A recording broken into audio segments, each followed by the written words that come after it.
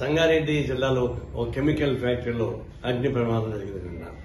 దానిలో దాదాపుగా ఇప్పటికీ 26 మంది చనిపోయినట్టున్నారు. కెమికల్ ఫ్యాక్టరీ అత్యంత ప్రమాదకరమైన అగ్ని ప్రమాదం. ఈ అగ్ని ప్రమాదం జరిగిన తర్వాత అందరూ పోయి ఎంక్వైరీ చేస్తారు. కానీ అసలు ఇట్లాంటి కెమికల్ ఫ్యాక్టరీస్, ఫార్మాస్యూటికల్స్ ఇవన్నీ కూడా రెగ్యులర్గా విజిట్ చేయడం లేదు. పొల్యూషన్ బోర్డు చేయడం లేదు, ఇండస్ట్రియల్ డిపార్ట్మెంట్ చేయడం లేదు.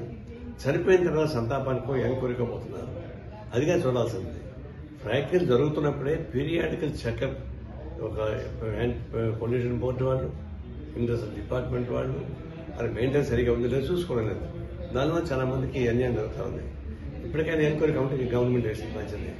నేను డిమాండ్ చేసేది ప్రతి ఒక్కరికి 50 లక్షల రూపాయలు కాంపెన్సేషన్ ఇవ్వాలని చెప్పి, అదే పీరియాడికల్ చెకప్ అన్ని చేసుకోవాలని చెప్పేసి అని భద్రతా చర్య చట్టం తీసుకోవాలని చెప్పని మేము డిమాండ్ చేస్తాము. సంగారెడ్డి జిల్లాలో ఓ కెమికల్ ఫ్యాక్టరీలో అగ్ని ప్రమాదం జరిగింది నిన్న. దానిలో దాదాపుగా ఇప్పటికీ 26 మంది చనిపోయినట్టున్నారు. కెమికల్ ఫ్యాక్టరీ అత్యంత ప్రమాదకరమైన అగ్ని ప్రమాదం. ఈ అగ్ని ప్రమాదం జరిగిన తర్వాత అందరూ పోయి ఎంక్వైరీ చేస్తారు. కానీ అసలు ఇట్లాంటి కెమికల్ ఫ్యాక్టరీస్, ఫార్మాస్యూటికల్స్ ఇవన్నీ కూడా రెగ్యులర్గా విజిట్ చేయడం లేదు.